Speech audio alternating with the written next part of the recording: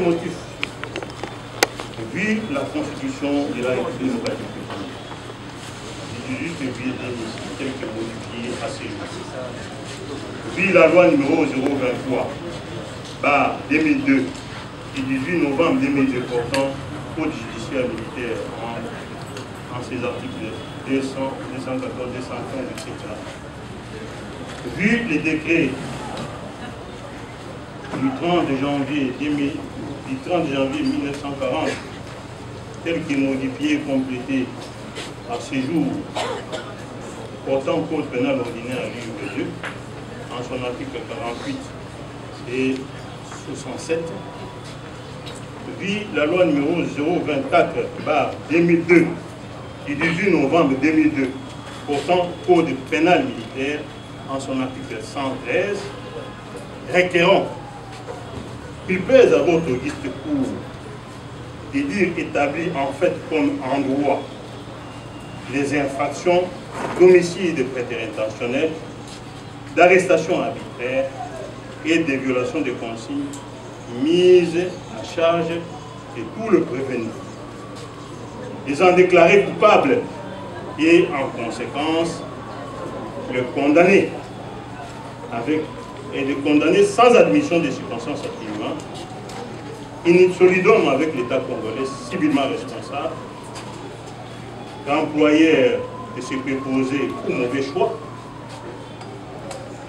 à 20 ans de servitude pénale pour homicide prétérintentionnel, pour le prévenu commissaire supérieur dans Adunia, pour le prévenu commissaire supérieur Bangal Gadjole, pour le prévenu Yala Imatundu Michel, pour le prévenu Mangela Bendo, pour le prévenu Libenge Daïma, pour les brigadiers Sangwa Moulangi et pour l'APP Kabongo Théophile.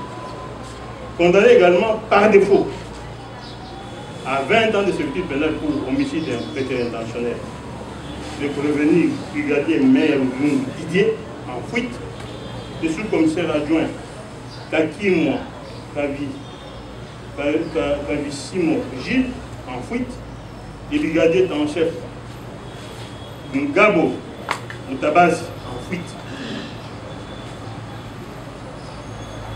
Condamné à 5 ans de servitude pénale pour arrestation arbitraire, le commissaire supérieur adjoint Kanza Donia Olivier, le commissaire supérieur adjoint Banga Ganjole, le sous-commissaire adjoint Yala Dimatundu Michel, le sous-commissaire adjoint Mangela Bendo, le sous-commissaire adjoint Libenge Daïma, le brigadier en chef de Sango Moulangi et l'APP Kabongo Théophile est condamné par défaut à 5 ans pour arrestation arbitraire.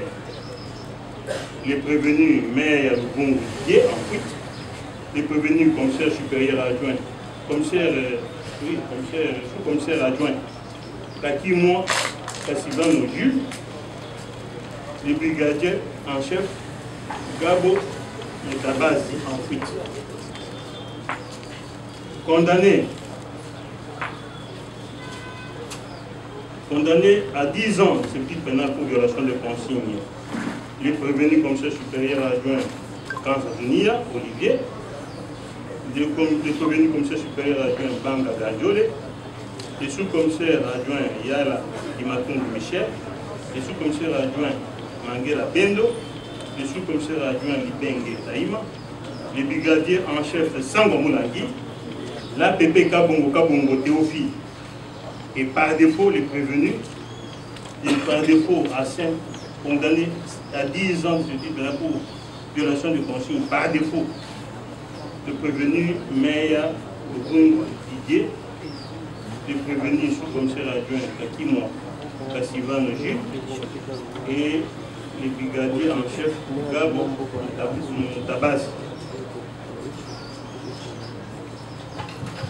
Faisant application de l'article 7 du Code pénal militaire sur le cumul des peines, prononcer une seule infraction, soit la peine la plus forte, c'est-à-dire 20 ans de servitude pénale à l'égard de tout le prévenu.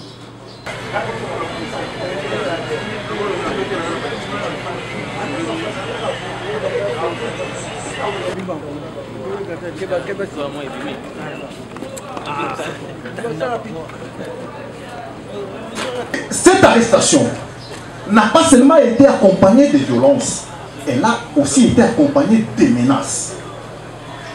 La dite menace a été organisée par l'un des agents en cabale qui va brandir son arme contre l'un des témoins qui était passé par derrière votre discours. Votre arrestation, votre honneur, c'est pour vous dire que cette arrestation est arbitraire. Selon lequel il avait auditionné Kabé. Même l'acte par lequel il avait transmis devant le ministère public. Et votre honneur, vous conviendrez avec nous que l'intention criminelle dont le chef de Dounia et de sa bande est établie. Et en grosso modo, l'infraction d'arrestation arbitraire est établie dans le chef de Dounia et de sa bande. Je laisse la parole pour... Merci, votre honneur, du temps précieux que vous nous avez accordé. À quelques mots, je ne reviendrai pas sur tout ce qui a été dit. Je vais parler de l'article 250 du Code civil, livre 3, connu par les partis, et je vous épargnerai l'économie de cet article. Étant donné, pour parler des dommages et intérêts, il faut qu'il y ait l'existence de la faute même. À des fois, certains mots nous poussent à être légaux à l'endroit de l'État congolais, mais cette élégance ne peut pas exclure sa défaillance, sa responsabilité dans le recrutement des policiers, dans la formation des policiers, dans la discipline de policiers, dans le dysfonctionnement même. Devant votre cour, il a été démontré qu'une autorité, soit le PEM, donc elles sont existe, c'est choisi ses gars et il détermine quelle unité de la police qui va lui donner un baisse. Et le jour où le commandant de ce baisse, il dit non, je ne le connais pas, il doit être de l'Ipetim, non, je ne le connais pas, il doit être de Gémi, il doit être de la Lénie, mais moi on m'a dit seulement de faire un baisse. En violation flagrante, notamment du règlement militaire, de la loi portant statut, organisation et fonctionnement de la police, ça, c'est la responsabilité de l'État congolais.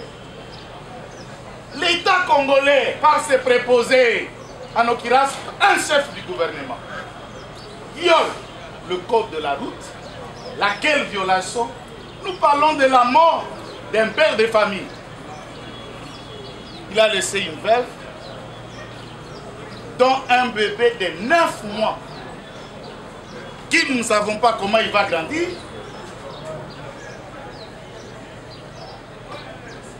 Dans une situation calamiteuse. Le défunt lui-même est détenteur même d'un diplôme dans l'Institut supérieur de commerce, nous l'avons fait mention lors de notre développement. Et nous disons, c'est volontiers qu'il voulait servir la République. Et pour ne pas charger la République, nous avons sollicité de la République rien qu'une petite somme dérisoire, symbolique. Et le paiement de cette somme l'aidera, la République. Comment faire le choix de se préposer les policiers? La République a failli comment? Ces hommes qui comparaissent avec une tenue, avec une arme à feu qui peut ôter la vie aux paisibles citoyens, n'ont reçu aucune formation. La première audience l'a démontré, la vidéo elle est virale. Jusqu'ici, je ne sais pas, dans l'armée ou à la police, qu'est-ce qu'on appelle une formation dite JICA? Je ne sais pas. Ça veut dire quoi? Ça consiste à quoi? Est-ce que... Non, j'ai tenté de démontrer la faute. Juste pour postuler. Je suis déjà à la fin, votre honneur. Je suis à la fin, vous avez compris que je suis à la fin. La faute, elle existe. De la part de l'État. L'État congolais, qui a un gouvernement. C'est l'État congolais qui a un chef du gouvernement. C'est l'État congolais qui a un chef de gouvernement qui viole la loi. C'est sa responsabilité d'éradiquer l'incivisme du chef de ses préposés. Si cela est fait, il va se corriger. Les policiers qui s'adonnent le temps d'aller réguler, garder, sécuriser, doivent être encouragés que les policiers de service, j'avais dit, du PCR, ne se disent pas réguler la circulation. Quand vous voyez un cortège, jurisprudence et piston KBA, c'est que je suis le prochain. Non! Ils doivent être rassurés dans leur mission. Ça, c'est la responsabilité de l'État et de membres du gouvernement, dont le chef de ce même gouvernement est l'auteur de la violation flagrante, intentionnelle, manifeste, méprisant la loi. Pour tout ça, pour tous les actes, des comportements, la participation criminelle, les orphelins, la veuve, la famille qui ne verra plus leurs frères, les parents qui ne verront plus leurs fils, l'État congolais vient de perdre un valeureux policier. Peut-être demain le camp Lufungula, en titre postine, pouvait porter le nom du camp Fiston KBA pour le loyal service. Et nous demandons à ce que la Cour nous alloue pour toutes les deux parties civiles une modique somme symbolique payable à francs congolais de 5 millions de dollars. Simplement ça. Soit 2 500 000 pour chacune des parties. Et c'est dérisoire. Pour la République, c'est simple. Ça ne vaut même pas le carburant d'un cortège de ceux qui violent le code de la route. C'est symbolique. Et en le faisant, vous avez rendu justice. Nous avons dit et nous nous remettons là. Merci beaucoup. La parole à l'État. Monsieur le Président distingué Makabo, le médias supérieur au ministère public a été dans la présente cour. Le prévenu, commissaire supérieur adjoint Kanda Dunia, le prévenu, commissaire supérieur Banga Ngadjori, le sous-commissaire adjoint Mangela Bendo, le sous-commissaire adjoint Ibenge Taïma, le brigadier en chef Sango Moulangi, l'APP Kabongo Théophile, les brigadiers Maire Lubingu Didier en fuite, le sous-commissaire adjoint Kakimwa Sivano Jules en fuite, les brigadiers en tant chef Gabo Moutabaz en fuite. Tous sont poursuivis par devant votre liste pour homicide intentionnel, fait prévu et puni par l'article 48 du Code pénal ordinaire, livre 2, arrestation arbitraire de Fiston KBA, fait prévu et puni par l'article 47 du Code pénal ordinaire, livre 2, des violations de consignes, fait prévu et puni par l'article 14, par l'article 113 du Code pénal militaire. pour les 7 premiers prévenus, Monsieur le Président, la procédure a été contradictoire. Tandis que pour les 3 autres prévenus, la procédure est par défaut. Monsieur le Président, qu'en est-il des faits de cette cause?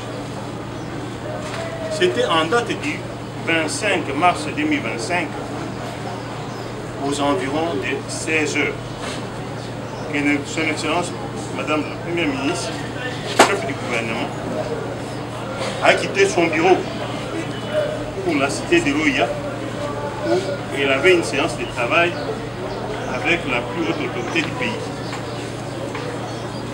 Chemin faisant, comme il y avait un bouchon d'embouteillage au niveau de saut des moutons de Sosimat, ce cortège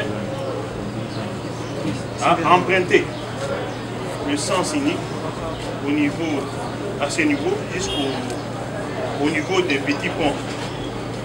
Supermarché GG Marc, où elle va reprendre la bande normale après les dégagements des barricades par les éléments de la PCR commis à ce poste, en l'occurrence Mutombo Ilunga et Kabeya Senda Fiston,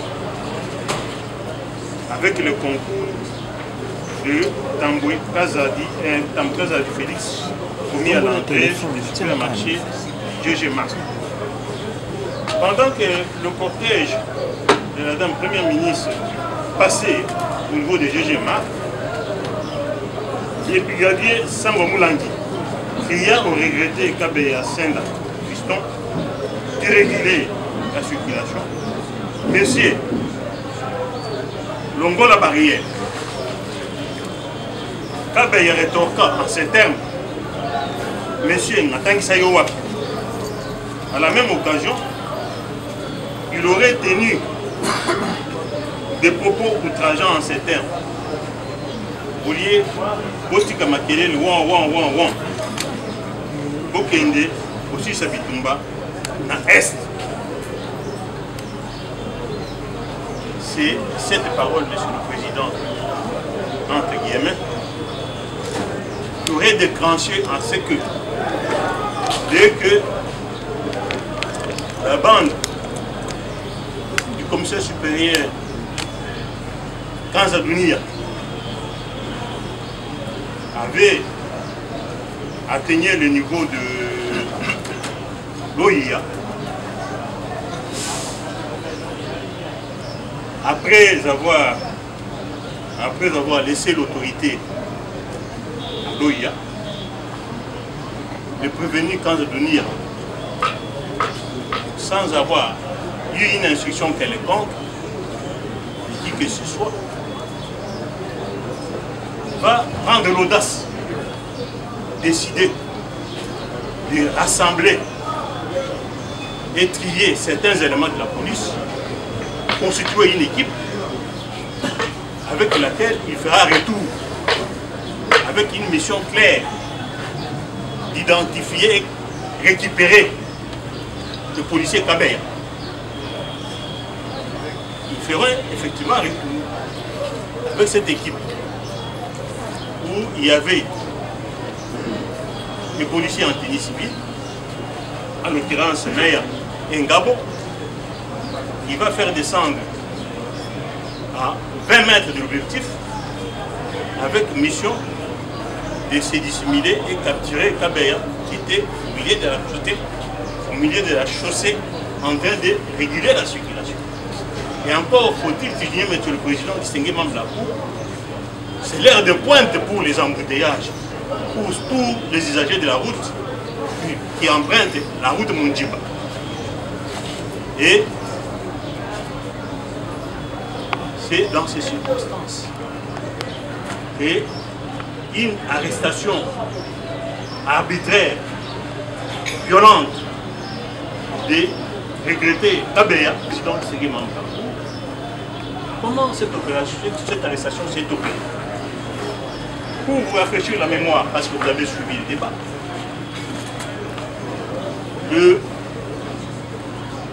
le commanditaire de cette opération concepteur et planificateur, à l'occurrence, le commissaire supérieur Kanza Dunia, va faire descendre d'abord deux éléments à 20 mètres avec mission d'aller de se dissimuler et capturer Kabé. Kabé a été capturé avec mission de commencer à les tabasser parce qu'il était présent. Lui-même était présent et il se tenait debout au niveau de la bordure séparateur et des routes. Alors, on a commencé à les tabasser et les amis, les policiers qui étaient avec lui à bord de la Jeep, ceux qui étaient en tenue, sont venus en renfort. Ils ont pris Kabé, ils l'ont projeté dans l'espace arrière de leur Jeep, appelé Bercy. Et ils ont commencé, selon la version qui a été révélée à la cour par les deux renseignants oculaires qui étaient là le jour des faits, à savoir Mutombo Ilunga, qui est passé par devant votre guide et Tambo Kazadi Félix, qui vous ont dit, et lors de cette arrestation, ils ont vu de la manière dont la bande au commissaire supérieur Kanzadouni, les policiers qui étaient derrière, après avoir projeté le regretté Fiston Kabé dans l'espace Bercy, l'ont frappé des coups de os de leur physique et des coups de bottes. Et ils l'ont acheminé à bord de leur Jeep jusqu'à la primature. Et la primature, ils vont donner la charge au prévenu commissaire supérieur Banga Gadjole et son coéquipier Yala Imatundu de continuer leur sale besoin. Et jusque tard, sous prétexte que c'était nos péchés. Monsieur le Président, il s'est dans la cour, tout au long de l'instruction, on n'a pas vu ni entendu un seul peuple qui était dressé à ce sujet, à cet égard, ou dans cette circonstance, par Banga Gadjole. Il a retenu l'intéressé jusqu'à tard dans la soirée. Après avoir accompli leur sale besoin, vont l'acheminer dans un état où sa tenue de la police déchirée, son état physique de santé très affaibli. Et voilà, c'est dans ces circonstances. Et ce sont ces coups récits dans ces circonstances-là qui vont entraîner sa mort quelques jours plus tard, lorsque le magistrat, croyant que son état de santé s'est dégradé, a décidé de les transférer à l'hôpital pour les soins appropriés avec deux autres détenus qui étaient aussi malades. Mais hélas, la mort est survenue avant même que la prise en charge médicale ne soit prise. Voilà, Monsieur le Président, en résumé, le fait de cette prise. En droit, Monsieur le Président, qu'en est-il de l'analyse de ces faits? Les faits tels que relatés par l'organe de la loi sont constitués de l'homicide intentionnel, de l'arrestation arbitraire et des violations des consignes. Par arrestation, par homicide, on commence par la première violation de l'homicide intentionnel pour le coup mortel. Cette infraction est prévue par l'article 48 du Code pénal ordinaire livre 2. Par homicide prétéré intentionnel, l'on entend les blessures volontaires ayant causé la mort sans intention de la donner. L'élément illégal, je le dis bien, c'est l'article 48 du Code pénal ordinaire livre 2, qui dispose lorsque le coup porté ou les blessures faites volontairement, mais sans intention de donner la mort, l'ont pourtant causé, le coupable sera puni d'une servitude pénale de 5 à 20 ans et d'une peine qui ne pourra pas excéder 2000 francs. 2000 francs. La jurisprudence abondante et constante a ajouté que les juges doivent prononcer obligatoirement les deux peines prévues par la loi, à savoir l'emprisonnement et l'amende. Confère Kinshasa, 15 février 1968, page 50, cité par le Plé Colombo dans son ouvrage du droit pénal spécial de l'État. Deuxième édition, tome 1, 1985. Qu'en est-il des éléments poursuivis de cette infraction? L'infraction d'homicide prétéré intentionnel suppose, pour sa réalisation, 4 éléments constitutifs ci-après. Il faut d'abord qu'il y ait un acte matériel et positif, qu'il y ait un résultat, qu'il y ait un lien de causalité entre l'acte posé et le résultat, c'est-à-dire les décès. Et enfin, il faut qu'il y ait une intention coupable. C'est côté l'acte matériel et positif. Cet acte doit consister d'abord à une action, pas une action, pas une abstention, pas une omission. Il faut qu'il y ait un acte matériel, c'est-à-dire un coup ou des blessures. Mais dans le cas d'espèce, monsieur le Président, il y a eu des coups mortels. L'expertise l'a démontré. Les témoignages l'ont démontré. Les aveux des prévenus l'ont démontré. Il y a eu deux coups mortels. Parce que un coup de crosse d'un fusil n'est pas un simple coup à négliger. Et surtout que dans le cas d'espèce, l'expertise vous dit que le décès a été provoqué par un coup administré à l'aide d'un objet contendant au niveau du crâne. Et c'est ce qui a provoqué l'expertise est claire. Non seulement que l'expertise est claire, mais aussi, Monsieur le Président, les témoignages qui étaient même, ou les témoignages qui étaient même faits avant l'expertise étaient éloquents. Mais non seulement les témoignages, Monsieur le Président, mais les aveux de prévenus. Où est-ce que vous mettez les aveux de prévenus? Ils vous disent, nous l'avons projeté dans le Bercy. Et nous l'avons amené à la primature. Nous l'avons. Merci, Monsieur le Président. Les résultats. Les résultats, effectivement, aujourd'hui, Kabeya Senda, fiston, n'est plus de ce monde. Il appartient désormais à l'histoire. Il est décédé.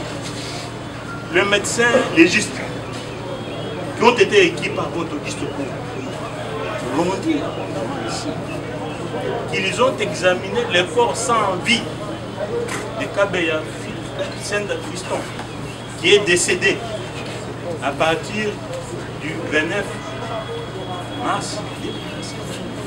Donc le résultat est bel et bien.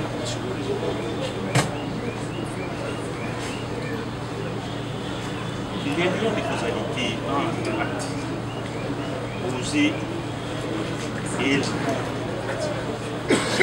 monsieur, les liens ne peuvent même pas faire l'objet d'un débat parce que le prévenu, en passant par devant ils ont expliqué eux-mêmes comment ils ont monté leur opération lorsqu'ils ont laissé la dame Premier ministre à l'OIA. On crie directement embarquement. C'était à la grande surprise même de prévenir. Embarquement. Nous allons où? Parce que l'autorité est encore là au lieu de l'attendre. Bon, embarquement. Pour quelle raison? Pour quelle mission?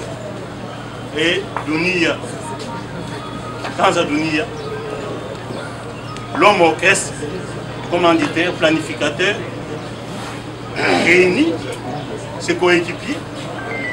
Il leur dit non, maintenant là, nous allons rentrer, on est place à bord de Magic. Cette type-là, conduite par le prévenu Mangenda Bendo. Mangela Bendo. Oui, on est place. Nous rentrons GGMA, identifier et récupérer Kabea. Voilà la mission. La mission était claire. Non seulement l'identifier et le récupérer. Pourquoi les récupérer? Non, sous prétexte qu'il aurait outragé le Premier ministre. C'est que le prévenu Kabea, c'est que le regretté Kabea n'a jamais reconnu. Jusqu'à sa mort, il s'est demandé comment ces gens sont venus le prendre comme ça et lui imposer un traitement dégradant. Il s'est demandé pour quelles raisons. Pour quelles raisons? Il s'est posé plusieurs questions. Pour quelles raisons? Et il a été démontré par l'instruction que le prévenu Kanza Dounia, avec sa bande, n'ont jamais eu une instruction quelconque. Encore moins. Ils n'ont jamais été requis par une autorité quelconque d'effectuer cette mission. D'ailleurs, cette mission a été faite vraiment en violation flagrante de la mission qu'il est réassignée, qui consiste à protéger, à assurer la sécurité de la dame Premier ministre. Mais hélas, heureusement qu'à cette audience, il ne s'est pas constitué partie civile, il ne s'est pas plaint. Il aurait dû se plaindre, parce que cette mission obscure de Kanza Dounia l'a mis en insécurité, elle aussi. Alors, Monsieur le Président, c'est pour vous démontrer combien, à cette occasion, les actes posés à cette occasion, le coup de brosse administratif, le coup de botte administratif, par toute cette équipe de policiers agissant en coactivité, par corréité, a provoqué le résultat que nous déplorons aujourd'hui, les décès de Kabea. Voilà les liens de cause à effet. Il n'est pas à démontrer. Et il n'est pas fait l'ombre d'aucun doute quant à l'élément moral de cette équation. Il s'agit bien de la volonté libre et consciente de porter de coups, de la manière dont le plan a été fait et la manière dont les ci-devant prévenus ont opéré en toute liberté pour arrêter Kabea violemment et lui administrer tous ceux qui l'ont conduit à la mort, démontre qu'ils étaient libres. Ils ont agi librement et en âme et conscience. Ils savaient pertinemment bien qu'en chargeant des coups de crosse sur la tête d'une personne, ça peut amener à la mort. Mais ils n'ont pas prévu cette conséquence. Voilà ce qui s'est arrivé. Aujourd'hui, ils peuvent en tirer des conséquences et engager les responsabilités par rapport à ça. De la participation criminelle. S'agissant de la participation criminelle des prévenus ou par rapport à l'infraction d'homicide pénal intentionnel, les articles 5 et 6 du Code pénal militaire, 21 à 23 du Code pénal ordinaire et livre 1er, définissent les modes légaux de participation criminelle, à savoir la probité et complicité. L'article 5, par exemple, dispose sont considérés comme co-auteurs d'une infraction ceux qui l'auront exécuté ou qui auront coopéré directement à son exécution. Ceux qui, par un fait quelconque, auront prêté pour exécution une aide telle que, sans leur assistance, l'infraction ne puis être commise. Ceux qui, par offre, promesse, menace, abus d'autorité ou de pouvoir, machination ou artifice coupable, auront directement provoqué cette infraction. Ceux qui, par des discours tenus dans des réunions ou dans les lieux publics, soit par des plancards, affiches, soit par des écrits imprimés ou non, vendus ou distribués, soit par des dessins ou emblèmes, auront provoqué directement à la commettre, sans préjudice de peine qui pourrait être provoquée par des décrets ou arrêtés contre les auteurs de provocation à des infractions, même dans le cas où ces provocations ne seraient pas suivies des faits. Oui, Monsieur le Président, après avoir fait ça, vous vous rendez bien compte qu'au niveau de la communauté, les actes posés par les ci-devant prévenus dans cette participation criminelle ont été déterminants pour la survenance du résultat et le décès de M. Kabea. Le rapport d'expertise médicale d'autopsie pratiquée est éloquent là-dessus et même poignant. Donc le deuxième mot, c'est la complicité. Parmi eux, il n'y a pas un complice. Tous les actes ont été déterminés. Et l'arrestation arbitraire. L'infraction d'arrestation arbitraire est prévue par l'article 67 du Code pénal ordinaire livre 2, qui en est la base et qui dispose celui qui par violence, ruse ou menace a enlevé ou fait enlever, arrêté ou fait arrêter, arbitrairement, détenu ou fait détenir une personne quelconque est puni d'une servitude pénale de 1 à 5 ans. La Constitution de la République du Congo du 18 février 2006, telle que modifiée à ce jour en son article 17, stipule la liberté individuelle est garantie. Il est la règle. La détention en est l'exception. Nul ne peut être poursuivi, arrêté, détenu ou condamné qu'en vertu de la loi et dans les formes qu'elle prescrit. Monsieur le Président, nous déplorons la manière dont et les conditions d'arrestation des Fisson Kabea. Les conditions et la manière n'ont pas respecté le prescrit de la loi. Ils n'ont jamais été. Les prévenus n'ont jamais été requis par une autorité judiciaire quelconque. Non seulement une autorité judiciaire, mais même une autorité entre guillemets. Alors, et cette arrestation, Monsieur le Président, ne répond à aucune condition de carrière. Les éléments constitutifs de l'infraction des récessions arbitraires suppose à la fois des séries d'éléments. Il y a des éléments matériels et des éléments matériels. L'élément matériel, pour cette infraction soit retenue, la loi exige que l'agent est matériellement enlevé, arrêté arbitrairement ou détenu illégalement une personne quelconque. L'enlèvement consiste dans le fait d'entraîner, de détourner, d'amener, de déplacer une personne d'un endroit vers un autre.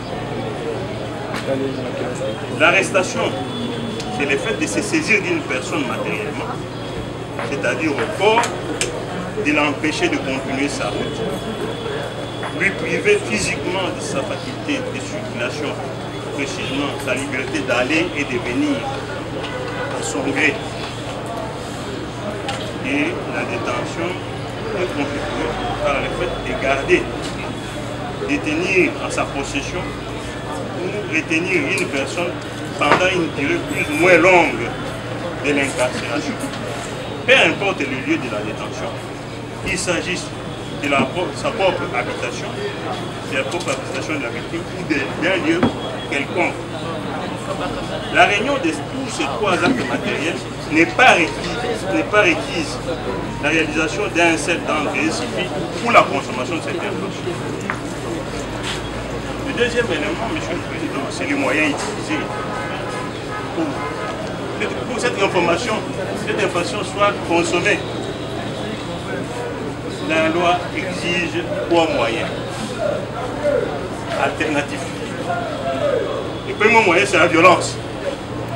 Le deuxième moyen, c'est la ruse. Et le troisième moyen, c'est la menace.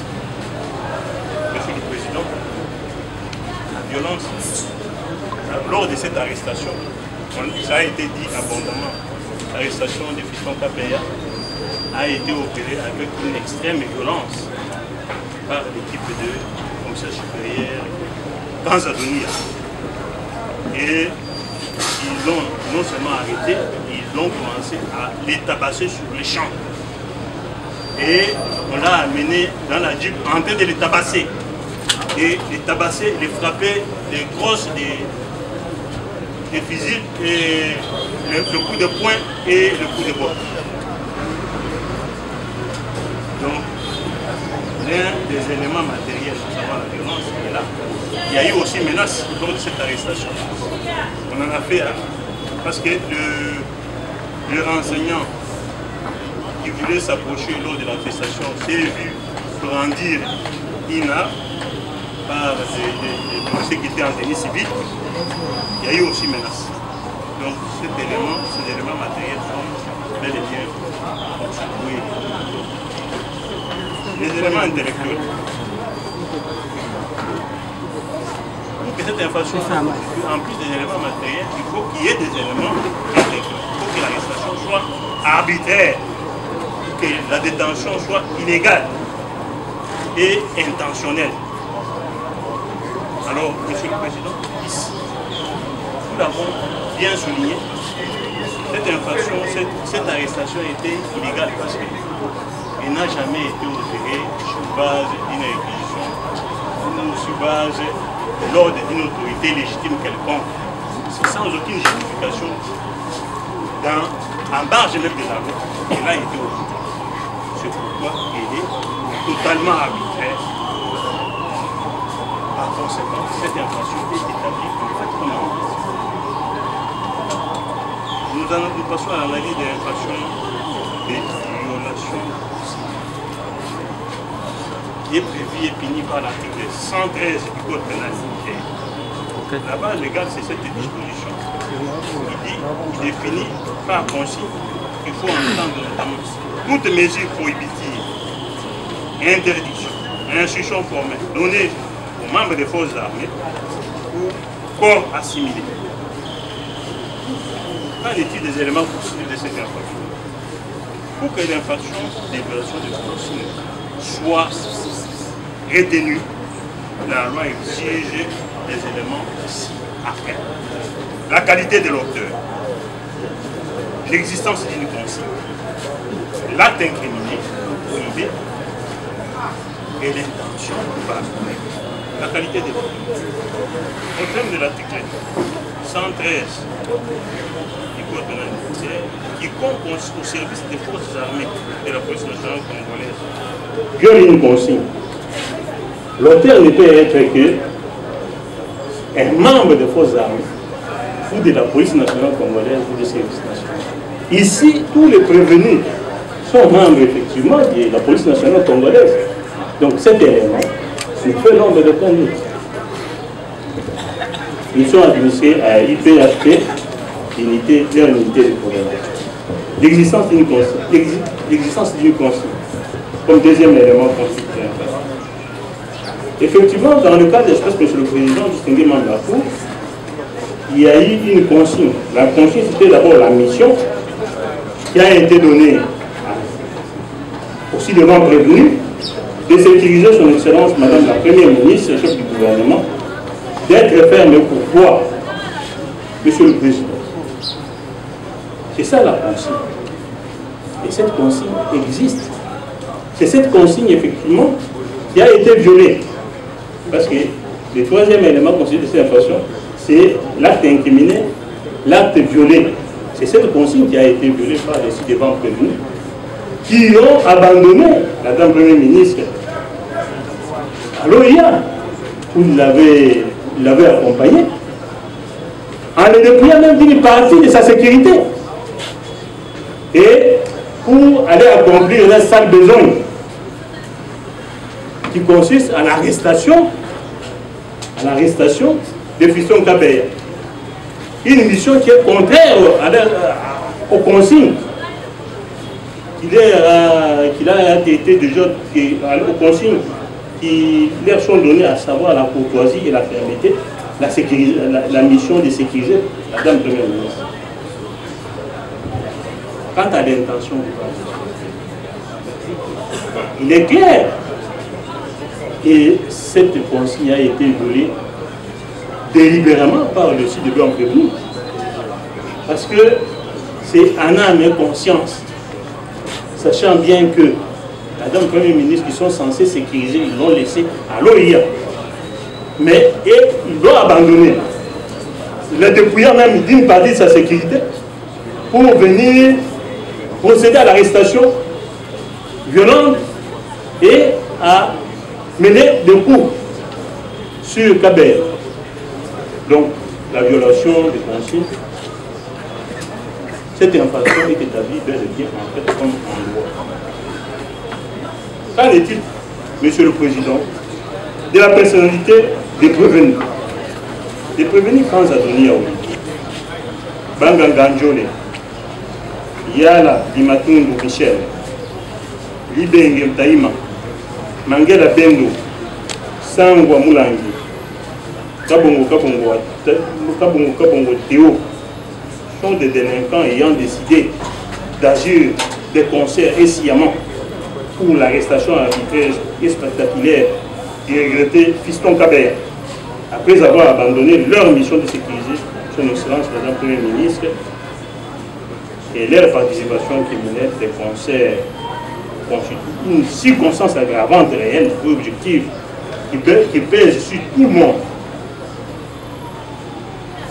Il a donné même de leurs collègues qui sont en fuite, à savoir Maire Mbungu Didier, commissaire supérieur Kakimwa Van Jules et brigadier en chef Gabo Tabaz. Ah, c'est mon dit, monsieur le Président.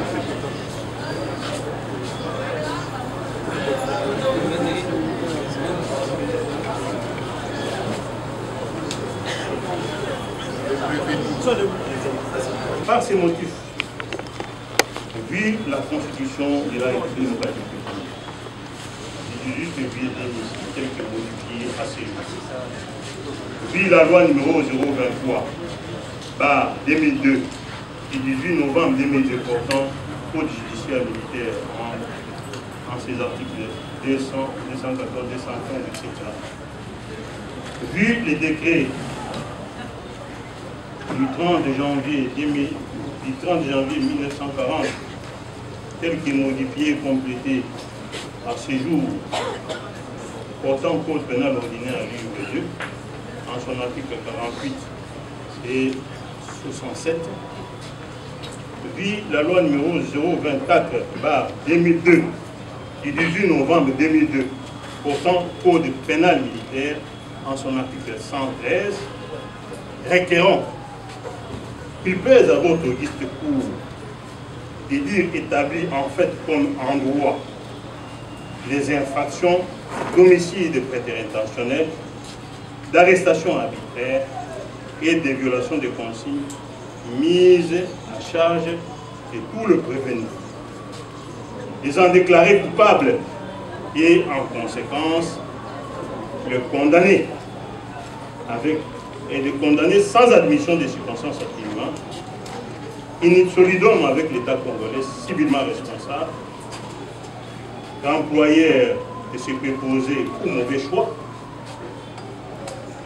à 20 ans de servitude pénale pour homicide prétérintentionnel, pour le prévenu commissaire supérieur dans Adunia, pour le prévenu commissaire supérieur Banga Gadjole, pour le prévenu Yala Imatoun Michel, pour le prévenu Mangela Bendo, pour le prévenu Libenge Taïma, pour les brigadiers Sangwa Moulangi et pour l'APP Kabongo Théophile. Condamné également par défaut à 20 ans de servitude pénale pour homicide prétérintentionnel. Le prévenu brigadier maire Didier en fuite, le sous-commissaire adjoint Kakimwa Kavissimo Gilles en fuite, le brigadier en chef Ngabo Mutabazi en fuite. Condamné à 5 ans de servitude pénale pour arrestation arbitraire, le commissaire supérieur adjoint Kanza Donia Olivier, le commissaire supérieur adjoint Banga Ganjole, le sous-commissaire adjoint Yala Dimatoun Michel, le sous-commissaire adjoint Mangela Bendo, le sous-commissaire adjoint Libenge Taïma, le brigadier en chef de Sango Moulangi et l'APP Kabongo Théophile est condamné par défaut à 5 ans pour arrestation arbitraire. Les prévenus maire Lungu Didier en fuite, les prévenus commissaire supérieur adjoint, sous-commissaire adjoint Kakimwa Kassivano Jules, les brigadiers en chef Gabo Mutabazi en fuite. Condamné à 10 ans de servitude pénale pour violation de consignes, le prévenu commissaire supérieur adjoint Kanzazunia Olivier, le prévenu commissaire supérieur adjoint Banga Gadjole, le sous-commissaire adjoint Yala Dimatoun Michel, le sous-commissaire adjoint Mangela Bendo, le sous-commissaire adjoint Libenge Taïma, le brigadier en chef Sango Moulangi, l'APP Kabongo Théophile, et par défaut les prévenus, et par défaut à 5, condamnés à 10 ans de servitude pénale pour violation de consigne, par défaut le prévenu Meya Lungu Didier, le prévenu sous-commissaire adjoint Kakimwa Kassivano Gilles et les brigadiers en chef Gabo Mutabazi. Faisant application de l'article 7 du Code pénal militaire sur le cumul de peines, prononcer une seule infraction, soit la peine la plus forte, c'est-à-dire 20 ans de servitude pénale à l'égard de tout le prévenu. À toutes ces peines, avec à peine de 20 ans, plus amende, et le greffier pourra tarifier en bonne justice. Examinant l'action civile mise par les parties civiles Salomon Kabongo et Madame Kanimbu Makalamba Aimé, la Cour des séances dira cette action civile est recevable et fondée et il fera tout. Ainsi vous ferez justice. J'ai dit monsieur le président. Merci beaucoup. La Cour prend acte l'exécutoire du ministère public et du promet dans le